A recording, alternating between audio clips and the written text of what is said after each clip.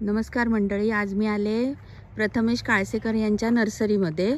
त्यांच्याकडे आपल्याला दुर्मिळ अशी रोपं सगळी मिळणार. त्यांनी स्वतः निर्माण केलेली, बी रुजवून काढलेली. एक मिनिट, आपण त्यांनाच विचारूया, माहिती देतील ते. नाव कसं? प्रथमेश काळसेकर. हां. काळसे, तालुका मालवण. हां. कुडाळ मालवण रोडलाच आहे नर्सरी. कोणत्या कोणत्या प्रकारचे म्हणजे झाडं रोपं मिळतील तुझ्याकडे? जे आता दुर्मिळ झाडं होत आहेत, म्हणजे जसं की वड पिंपळ तर सगळ्यांना माहितीच आहे. हो. पण बाकीची जी झाडं आहेत, म्हणजे जसं की भोकर आहे, हा एक फर्मियाना कोलोराटा म्हणून जी स्पीसीज आहे, तर ती कवशी म्हणून आहे. तर हे खूप दुर्मिळ आहे. याचा वापर पण केला जातो औषधामध्ये.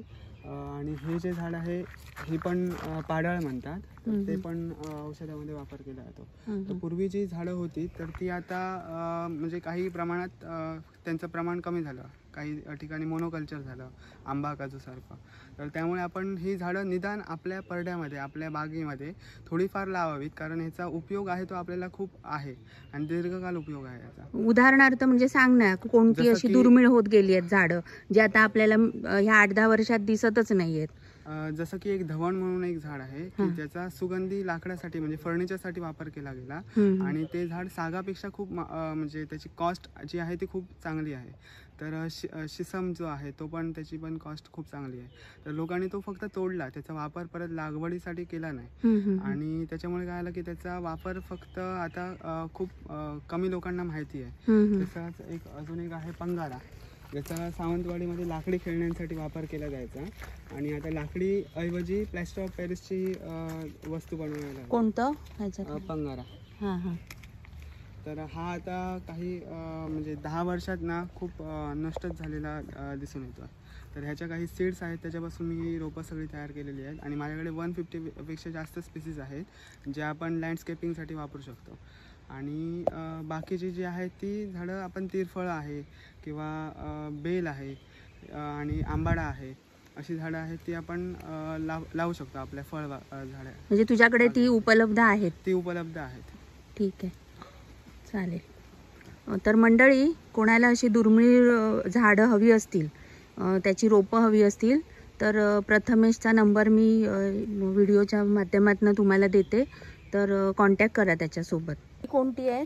हे मिंट तुळस आहे. त्याचा जो सुगंध आहे तो मिंट, जसं आपण पेपर मिंट खायचो ना पूर्वी, तर तशी त्याची चव आणि त्याचा स्मेल पण तसंच आहे.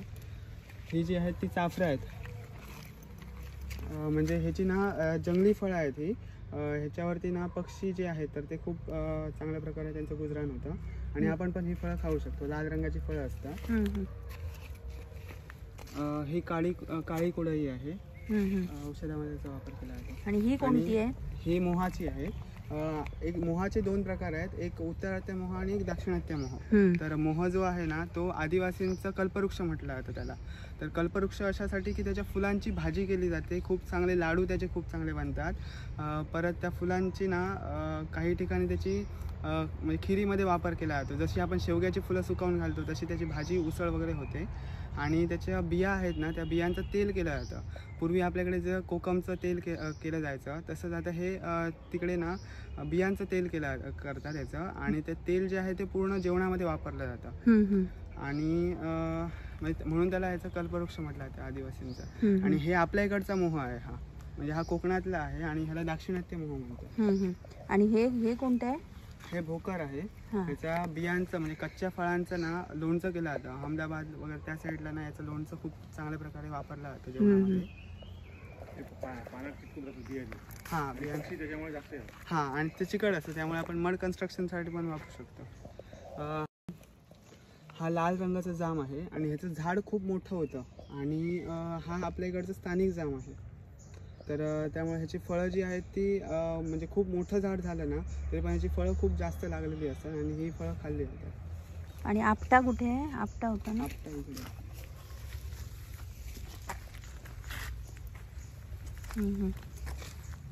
ही आपट्याची. आणि ती कसली रोपं आता तयार करणार आहे?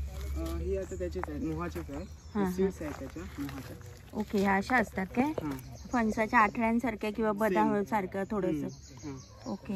आणि हे आपट्याची झाडं. आणि रक्तचंदनाची? रक्तचंदनाची हे आहेत. हे आता त्याचे शूट्स लावलेले आहेत. आता याला पालवी येण्यानंतर मग आपण ते लावू शकतो. ठीक आहे. मसाल्याची वगैरे आहे? हा, मसाल्याची पण आहेत. मसाल्यामध्ये लवंग आहे, दालचिनी आहे, तमालपत्र म्हणजे आपण दालचिनी आणि तमालपत्र एकच आहे, फक्त पानांसाठी वेगळं आणि सालीसाठी वेगळं असे 2 प्रकार असतात. परत ऑल स्पायसेस आहे, वेलची पण आहे आणि जायफळ तर आपल्याकडचं स्थानिक असतं, पण आपण ग्राफ्टेड जायफळ मिळतात आपल्याला. पण त्याच्यापासून आपण बियांपासून केलेली जायफळ असतात ती खूप चांगली प्रकारे फळधारणा त्यांची होते. फक्त त्याला नवास एक ह्या प्रमाणात लावावं लागतं, मेल फिमेल असतात त्याच्यामुळे. ओके, चालेल, धन्यवाद.